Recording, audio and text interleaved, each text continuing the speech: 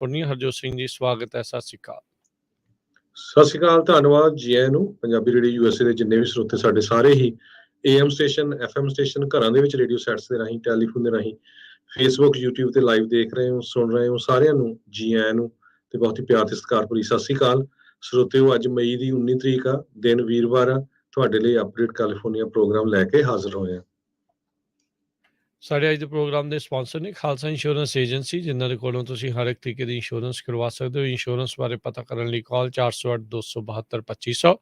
ਟੇਰਕੀਆਣਾ immigration law firm, immigration ਦਾ ਹੋਵੇ ਕਿਸੇ ਵੀ ਤਰੀਕੇ ਦਾ ਕੰਮ, call attorney J Terkiana 415 909 0503। Amarjit Singh Fresno, Gurbachan Singh Nagra Sacramento, Avtar Singh Manzil Clovis, Jugraj Singh Dhaliwal, Kamaljit Singh Makhan Daulatpuria Stockton, Harjinder Singh Brar Bakersfield, Inderjit Singh Barring Manteca Zander group, ਜਿੱਥੋਂ ਤੁਸੀਂ ਹੋਮ ਲੋਨਸ, ਘਰ ਖਰੀਦਣ ਅਤੇ ਘਰ ਵੇਚਣ ਦੀਆਂ ਸਾਰੀਆਂ ਸਰਵਿਸਿਜ਼ ਲੈ ਸਕਦੇ ਹੋ। ਕਾਲ ਮੋਹਨ ਚੀਮਾ 8559052575। ਇਹਨਾਂ ਸਾਰਿਆਂ ਦਾ ਧੰਨਵਾਦ। ਜੇਕਰ ਤੁਸੀਂ ਜਾਂ ਕੋਈ ਹੋਰ ਕਾਰੋਬਾਰ ਇਸ ਪ੍ਰੋਗਰਾਮ ਨੂੰ ਸਪਾਂਸਰ ਕਰਨਾ ਚਾਹੁੰਦੇ ਹੋ, ਸੰਪਰਕ ਕਰ ਸਕਦੇ ਹੋ ਨੰਬਰ 408 722 7698। ਜੀ, ਅੱਜ ਦੀਆਂ ਖਬਰਾਂ ਵੱਲ ਚੱਲੀਏ ਤੇ ਸਭ ਤੋਂ ਪਹਿਲੀ ਖਬਰ ਇਹ ਆ ਵੀ ਕਾਫੀ ਡਿਲੇ ਤੋਂ ਬਾਅਦ US ਦੀ ਸੈਨੇਟ ਨੇ ਓਵਰਵੈਲਮਿੰਗਲੀ ਅਪਰੂਵ ਕਰ ਦਿੱਤਾ $40 ਬਿਲੀਅਨ ਦੀ ਯੂਕਰੇਨ ਨੂੰ ਜਿਹੜੀ ਹੈਲਪ ਜਾਣੀ ਹੈਗੀ ਆ। US ਸੈਨੇਟ ਨੇ $40 ਬਿਲੀਅਨ ਦਾ ਪੈਕੇਜ ਦੇਣਾ ਹੈਗਾ ਯੂਕਰੇਨ ਨੂੰ। ਪਿਛਲੇ ਕਈ ਦਿਨਾਂ ਤੋਂ ਪ੍ਰੈਜ਼ੀਡੈਂਟ ਜੋ ਬਾਈਡਨ ਹੁਣੀ ਕੋਸ਼ਿਸ਼ ਕਰ ਰਹੇ ਸੀ ਤੇ ਹੁਣ ਸੈਨੇਟ 'ਚ ਮੈਜੋਰਟੀ ਨਾਲ ਪਾਸ ਹੋ ਗਿਆ। ਇਸ ਤੋਂ ਬਾਅਦ ਪ੍ਰੈਜ਼ੀਡੈਂਟ ਜੋ ਬਾਈਡਨ ਹੁਣੀ ਸਾਈਨ ਕਰਕੇ ਇਸ ਨੂੰ ਲਾਅ ਬਣਾ ਦੇਣਗੇ ਤੇ ਮਿਲਟਰੀ ਅਸਿਸਟੈਂਸ USA ਤੋਂ ਯੂਕਰੇਨ ਨੂੰ ਇਮੀਡੀਏਟਲੀ ਹੋਰ ਪਹੁੰਚਣੀ ਸ਼ੁਰੂ ਹੋ ਜਾਊਗੀ। ਜੀ, ਸੈਨੇਟ ਦੇ ਵਿੱਚ ਅੱਜ ਹਰਜੋਤ ਸਿੰਘ ਜੀ ਹੋਰ ਵੀ ਤੇ ਸੈਨੇਟ ਦੇ ਵਿੱਚ ਤੇ ਨਾਲ ਦੇ ਨਾਲ ਜਿਹੜੇ ਹਾਊਸ ਦੇ ਵਿੱਚ ਵੱਖ-ਵੱਖ ਬਿੱਲਸ ਜਿਹੜੇ ਉਹ ਆਏ ਸੀ। ਅੱਜ ਇੱਕ ਬੱਚਿਆਂ ਨੂੰ ਬੇਬੀ ਫਾਰਮੂਲਾ ਤੱਕ ਜਿਹੜੀ ਉਹ ਪਹੁੰਚ ਵਧੇ, ਉਸ ਦੇ ਲਈ ਇੱਕ ਬਿੱਲ ਲਿਆਂਦਾ ਗਿਆ ਸੀਗਾ ਹਾਊਸ ਦੇ ਵਿੱਚ, ਜਿਸ ਦੇ ਵਿੱਚ ਇਹ ਸੀਗਾ ਵੀ FDA ਨੂੰ ਜਲਦੀ ਜਿਹੜਾ ਆ ਉਹ ਲੈ ਕੇ ਆਇਆ ਜਾਣਾ ਸੀਗਾ ਵੀ ਉਹ ਲੋਕ ਵੱਧ ਹਾਇਰ ਕਰਨ ਤੇ ਜਲਦੀ ਇੰਸਪੈਕਸ਼ਨ ਕਰਕੇ ਬੂਸਟ ਕਰਦਾ ਜਾਵੇ ਤੇ ਜਲਦੀ ਸ਼ੈਲਫ ਦੇ ਉੱਤੇ ਬੇਬੀ ਫਾਰਮੂਲਾ ਪਹੁੰਚੇ। ਪਰ 192 ਜਿਹੜੇ ਰਿਪਬਲਿਕਨਸ ਆ, ਉਹਨਾਂ ਨੇ ਇਹ ਬੇਬੀ ਫਾਰਮੂਲਾ ਦੀ ਸ਼ਾਰਟੇਜ ਨੂੰ ਘਟਾਉਣ ਦੇ ਲਈ, ਖਤਮ ਕਰਨ ਦੇ ਲਈ ਇਹ ਜਿਹੜਾ ਇੱਕ ਸਪਲੀਮੈਂਟਲ ਅਪਰੋਪਰੀਏਸ਼ਨ ਐਕਟ ਸੀ, ਉਸ ਦੇ ਉਲਟ ਵੋਟ ਜਿਹੜੀ ਉਹ ਪਾਈ ਆ। ਸੋ ਓਵਰਆਲ ਉਹਦਾ ਬਿੱਲ ਤਾਂ ਉੱਥੇ ਪਾਸ ਹੋ ਗਿਆ, ਪਰ 192 ਜਿਹੜੇ ਰਿਪਬਲਿਕਨਸ ਨੇ ਇਸ ਤੇ ਅਗੇਂਸਟ ਵੋਟ ਪਾਈ ਤੇ ਕੁੱਲ 231 ਵੋਟਾਂ ਦੇ ਨਾਲ ਉੱਥੇ ਪਾਸ ਹੋ ਗਿਆ ਹੈਗਾ ਹੈ। ਸੋ 4 ਰਿਪਬਲਿਕਨ ਤੇ 1 ਡੈਮੋਕ੍ਰੇਟ ਉਸਨੇ ਵੋਟ ਨਹੀਂ ਸੀ ਪਾਈ।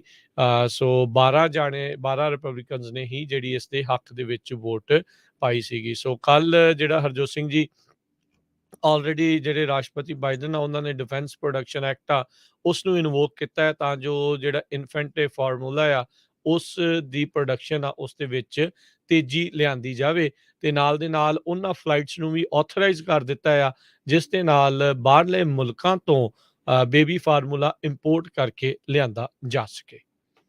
ਜੀ, ਅਗਲੀ ਖਬਰ ਵੱਲ ਚਲੀਏ। ਪ੍ਰੈਜ਼ੀਡੈਂਟ ਜਾਰਜ W ਬੁਸ਼ ਇੱਕ ਜਗ੍ਹਾ ਲੈਕਚਰ ਦੇ ਰਹੇ ਸੀ ਤੇ ਉਹਨਾਂ ਨੇ ਬਾਈ ਮਿਸਟੇਕ ਇਹ ਕਹਿਤਾ ਵੀ ਰਸ਼ੀਆ ਵਾਲਿਆਂ ਨੇ ਇਰਾਕ ਦੇ ਉੱਤੇ ਜੋ ਅਟੈਕ ਕੀਤਾ ਹੈਗਾ ਆ ਉਹ ਅਨਜਸਟੀਫਾਈਡ ਹੈਗਾ ਤੇ ਬਰੂਟਲ ਇਨਵੇਜਨ ਆਫ ਇਰਾਕ ਹੈਗੀ ਆ। ਸੋ ਬਾਅਦ ਦੇ ਵਿੱਚ ਫਿਰ ਉਹਨਾਂ ਨੇ ਕਰੈਕਟ ਵੀ ਕੀਤਾ ਵੀ ਇਰਾਕ ਨਹੀਂ ਯੂਕਰੇਨ ਆ। ਸਾਰਿਆਂ ਨੂੰ ਪਤਾ ਵੀ ਜਿਸ ਟਾਈਮ ਦੇ ਉੱਤੇ president George W Bush president ਸੀਗੇ, ਉਸ ਟਾਈਮ ਦੇ ਉੱਤੇ USA ਨੇ ਇਰਾਕ ਦੇ ਵਿੱਚ ਇਨਵੇਜਨ ਕੀਤੀ ਸੀ। ਜੀ ਬਿਲਕੁਲ, ਕਹਿੰਦੇ ਮੈਂ 75 ਸਾਲ ਦਾ ਹੋ ਗਿਆ ਆ ਤੇ ਉਮਰ ਕਰਕੇ ਜਿਹੜੀ ਇਹ ਗਲਤੀ ਆ ਉਹ ਹੋ ਗਈ। ਪਰ ਲੋਕ ਟਿੱਪਣੀਆਂ ਜਿਹੜੀਆਂ ਕਰ ਰਹੇ ਸੀਗੇ, ਕਹਿੰਦੇ ਵੀ ਜਿਹੜੇ ਇਰਾਕ ਦੇ ਉੱਤੇ ਵੀ ਹਮਲਾ ਹੋਇਆ ਸੀ ਅਨਜਸਟੀਫਾਈਡ, ਕਿਤੇ ਨਾ ਕਿਤੇ ਲੋਕ ਅਜੇ ਵੀ ਉਸ ਨੂੰ ਮੰਨਦੇ ਹੈਗੇ ਆ। ਰਿਪਬਲਿਕਨ ਪਾਰਟੀ ਦਾ ਉਹ ਜਿਹੜਾ ਦੌਰ ਆ, ਬੁਸ਼ ਦੇ ਅਗੇਂਸਟ ਕੀ ਕੁਛ ਜਿਹੜਾ ਉਹ ਹੋਇਆ, ਉਸਨੇ ਜੋ ਕੁਛ ਕੀਤਾ ਆ, ਉਹ ਅਜੇ ਤੱਕ ਵੀ ਲੋਕ ਭੁੱਲੇ ਨਹੀਂ ਹੈਗੇ। ਜੀ, ਸੋ ਬਿਲਕੁਲ ਪ੍ਰੈਜ਼ੀਡੈਂਟ ਡੋਨਾਲਡ ਟਰੰਪ ਉਹਨਾਂ ਦੇ ਇਰਾਕ ਦੇ ਵਿੱਚ ਜਦੋਂ USA ਨੇ ਐਂਟਰ ਕੀਤਾ ਆ, ਉਸ ਇਨਵੇਜਨ ਕੀਤੀ ਸੀ, ਉਸ ਨੂੰ ਹਮੇਸ਼ਾ ਹੀ ਨਕਾਰਦੇ ਰਹੇ ਵੀ ਇਹ ਇੱਕ ਗਲਤ ਡਿਸੀਜਨ ਸੀ।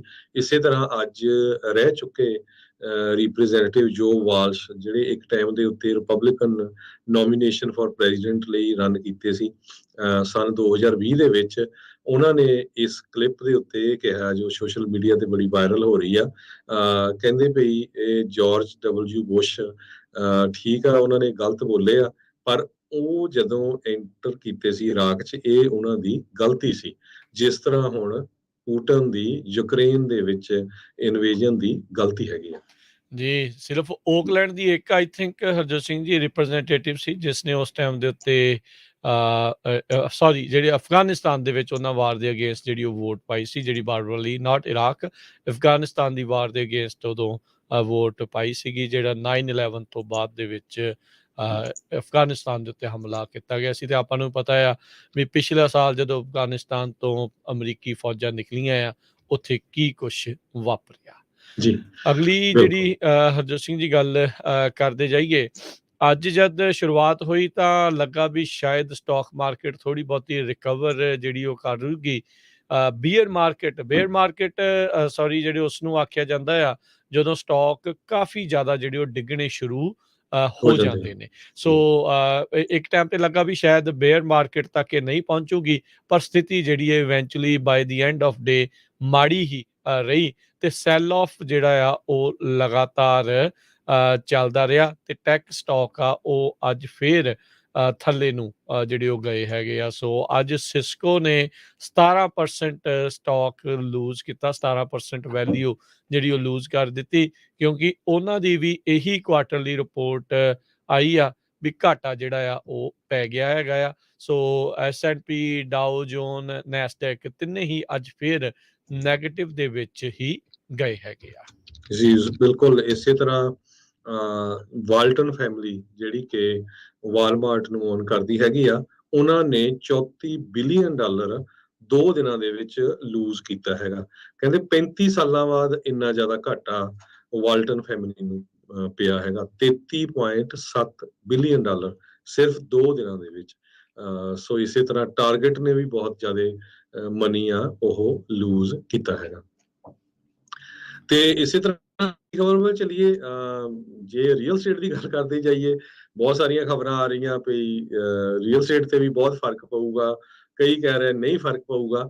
ਸੈਨੋਜ਼ੇ ਮਰਕਰੀ ਨਿਊਜ਼ ਨੇ ਇੱਕ ਸਟੋਰੀ ਰਨ ਕੀਤੀ ਆ ਵੀ ਕਿਸ ਤਰ੍ਹਾਂ ਇੱਕ ਪਰਿਵਾਰ ਨੇ 1971 ਦੇ ਵਿੱਚ ਜਾਣੀ 51 ਸਾਲ ਪਹਿਲਾਂ ਇੱਕ ਕੈਂਬਰੀਅਨ ਪਾਰਕ ਏਰੀਆ ਸੈਨੋਜ਼ੇ ਦਾ, ਉੱਥੇ 1316 ਸਕੁਅਰ ਫੁੱਟ ਦਾ ਘਰ $24,000 ਦਾ ਖਰੀਦਿਆ ਸੀ, ਤੇ ਉਹ ਹੁਣ ਪਿਛਲੇ ਦਿਨਾਂ 'ਚ $1.67 ਮਿਲੀਅਨ ਦਾ ਵਿਕਿਆ ਹੈਗਾ। ਉਸ ਦੀ ਓਰੀਜਨਲ ਲਿਸਟਿੰਗ ਪ੍ਰਾਈਸ 1.299 ਸੀ, 12,99,000 ਸੀ, ਜਦੋਂ ਕਿ ਉਹ 4 ਲੱਖ ਓਵਰ ਦਾ ਆਸਕਿੰਗ ਪ੍ਰਾਈਸ ਦੇ ਵਿੱਚ ਵਿਕਿਆ ਹੈਗਾ। ਸੋ ਤੁਸੀਂ ਦੇਖੋ ਵੀ ਹੁਣ ਇੰਨੇ ਸਾਲਾਂ ਦੇ ਵਿੱਚ ਜਿਹੜੀ ਘਰ ਦੀ ਪ੍ਰਾਈਸ ਆ ਉਹ ਕਿੱਥੇ ਪਹੁੰਚ ਗਈ ਹੈਗੀ ਆ। ਜੀ, ਘਰਾਂ ਦੀ ਪ੍ਰਾਈਸ ਦੇ ਉੱਤੇ ਸੈਂਟਰਲ ਵੈਲੀ ਦੇ ਵਿੱਚ ਇਸ ਟਾਈਮ ਕਾਫੀ ਗਰਮੀ ਜਿਹੜੀ ਉਹ ਦੇਖੀ ਜਾ ਰਹੀ ਹੈ। ਇੱਕ ਤਾਂ ਮੌਸਮ 'ਚ ਵੀ ਗਰਮੀ ਹੈ ਤੇ ਪ੍ਰਾਈਸਿਸ ਦੇ ਵਿੱਚ ਵੀ ਗਰਮੀ ਜਿਹੜੀ ਉਹ ਚੱਲ ਰਹੀ ਆ।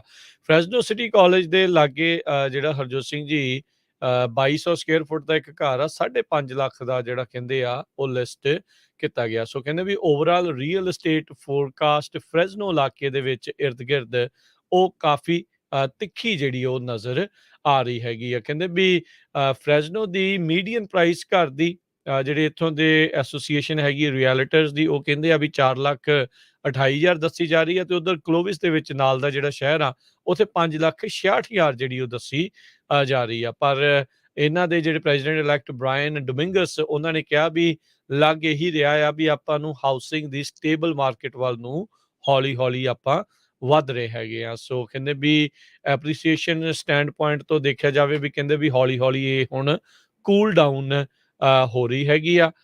ਉਹ ਪ੍ਰੋਜੈਕਟ ਇਹ ਕਰ ਰਹੇ ਆ ਵੀ 3 ਤੋਂ 4% ਐਪਰੀਸੀਏਸ਼ਨ ਜਿਹੜੀ ਉਹ ਹੋਊਗੀ, ਰਾਦਰ ਦੈਨ ਜਿਹੜੀ ਪਿਛਲੇ ਸਾਲ ਦੇ ਵਿੱਚ 20% ਤੋਂ ਵੀ ਵੱਧ ਰੀਅਲ estate ਦੀ ਐਪਰੀਸੀਏਸ਼ਨ ਹੋਈ ਸੀ। ਕਹਿੰਦੇ ਵੀ ਜਿਹੜਾ ਰਾਈਜ਼ਿੰਗ ਇੰਟਰਸਟ ਰੇਟ ਆ, ਲਗਾਤਾਰ ਵੱਧ ਰਹੀਆਂ ਇੰਟਰਸਟ ਦੀਆਂ ਦਰਾਂ ਆ, ਉਹਦੇ ਕਰਕੇ ਹੁਣ ਥੋੜਾ ਜਿਹਾ ਇੰਪੈਕਟ ਜਿਹੜਾ ਉਹ ਪੈ ਰਿਹਾ ਆ ਲੋਕ ਹੁਣ ਦੇਖ ਰਹੇ ਆ ਵੀ ਇਹ ਸਾਡੇ ਲਈ ਅਫੋਰਡੇਬਲ ਹੈਗਾ ਆ ਕਿ ਨਹੀਂ। ਸੋ ਕੁਛ ਲੋਕ ਆਪਣੇ ਹੱਥ ਜਾਂ ਪੈਰ ਕਹਿ ਲਓ ਘਰ ਖਰੀਦਣ ਤੋਂ ਪਿੱਛੇ ਵੀ ਖਿੱਚ ਰਹੇ ਨੇ।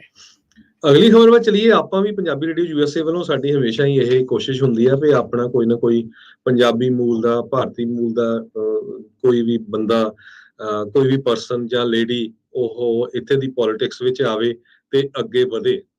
ਸਰੋਤਿਆਂ ਨੂੰ ਯਾਦ ਹੋਊਗਾ ਐਨਾਹਿਮ ਲਾਸ ਐਂਜਲਸ ਦੇ ਲਾਗੇ ਸ਼ਹਿਰ ਆ, ਜਿੱਥੇ ਦੇ ਮੇਅਰ ਹੈਰੀ ਸਿੱਧੂ ਹੈਗੇ ਆ, ਪੰਜਾਬੀ ਮੂਲ ਦੇ ਆ। ਅੱਜ ਕੱਲ ਉਹ ਪੂਰੇ ਯੂਐਸਏ ਦੇ ਵਿੱਚ ਖਬਰਾਂ ਦੇ ਟੌਪ ਦੇ ਉੱਤੇ ਉਹਨਾਂ ਦਾ ਨਾਂ ਛਾਇਆ ਹੋਇਆ ਹੈਗਾ ਆ।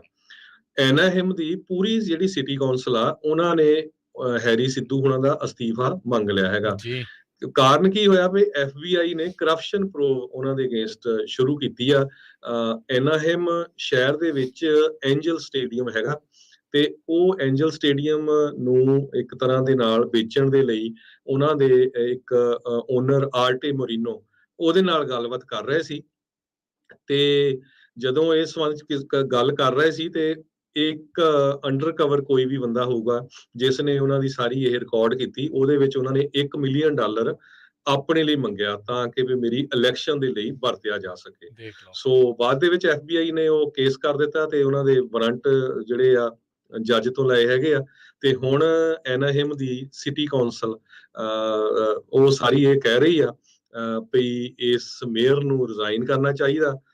ਹਜੇ ਤੱਕ ਨਾ ਤਾਂ ਹੈਰੀ ਸਿੱਧੂ ਜਿਹੜੇ ਮੇਅਰ ਆ ਉਹ ਬੋਲੇ ਆ, ਨਾ ਉਹਨਾਂ ਦਾ ਅਟਾਰਨੀ ਪੌਲ ਮਾਇਰ ਉਹ ਹਜੇ ਤੱਕ ਬੋਲਿਆ ਹੈਗਾ।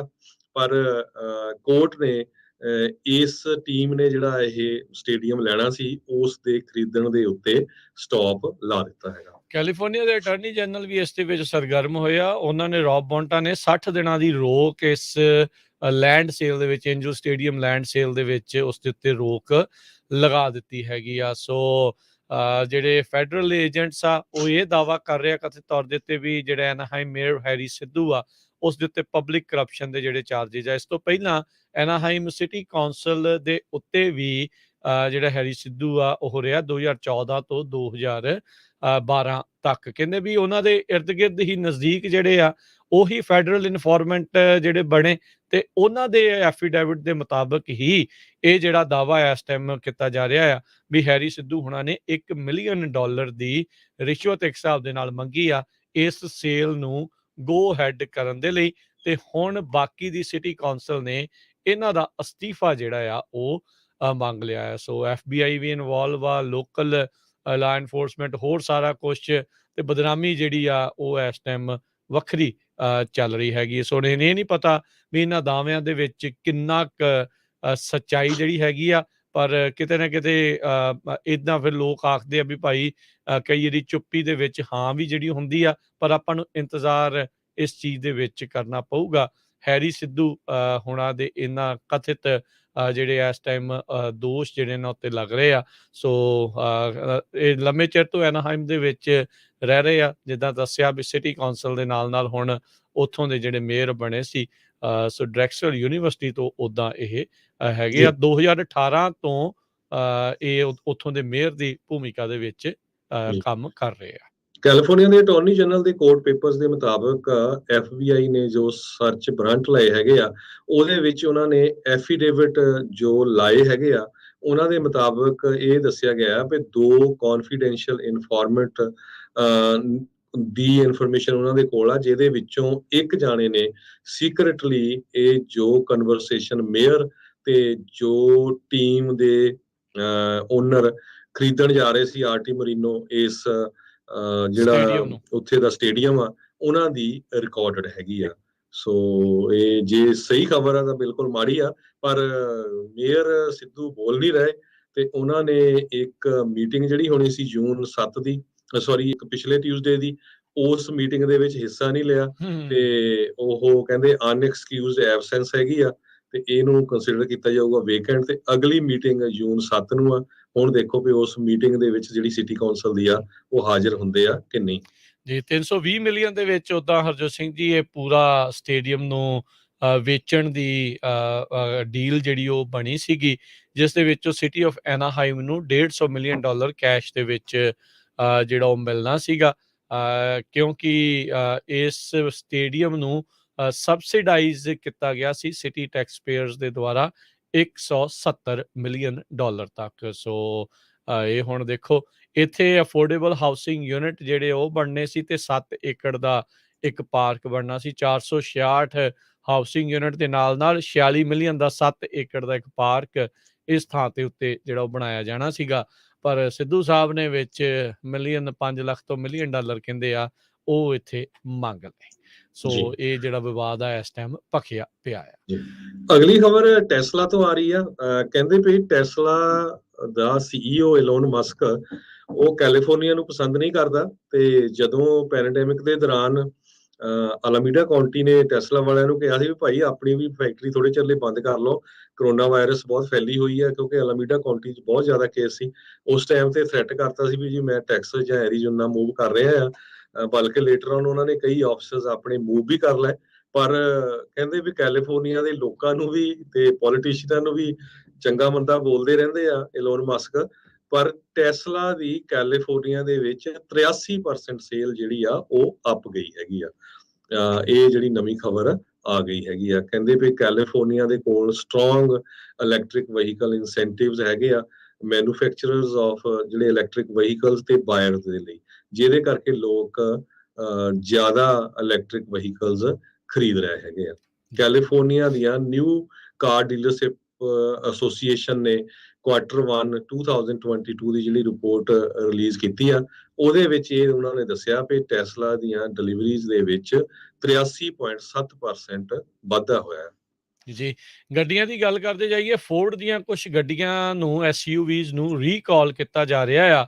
ਉਹ ਕਹਿੰਦੇ ਵੀ ਇਹਨਾਂ ਗੱਡੀਆਂ ਦੇ ਇੰਜਨ ਨੂੰ ਅੱਗ ਲੱਗ ਸਕਦੀ ਆ। ਖੜੇ ਵੀ ਕਹਿੰਦੇ ਵੀ ਇੰਜਨ ਨੂੰ ਅੱਗ ਲੱਗ ਸਕਦੀ ਆ। ਕਹਿੰਦੇ ਵੀ ਇਸ ਮਾਮਲੇ ਵਿੱਚ 2016 ਦੇ F250s 350s 450 ਤੇ 550 ਟਰੱਕਸ ਜਿਹੜੇ ਆ ਉਹਨਾਂ ਨੂੰ ਕਵਰ ਕੀਤਾ ਜਾ ਰਿਹਾ ਰੀਕਾਲ ਦੇ ਵਿੱਚ। ਇਸ ਦੇ ਨਾਲ 464 ਜਿਹੜੀਆਂ ਇਲੈਕਟ੍ਰਿਕ ਮਸਟੈਂਗ ਮਾਕ ਈ SUVs ਜਿਹੜੀਆਂ 2021 ਦੀਆਂ ਆ ਉਹਨਾਂ ਨੂੰ ਵੀ।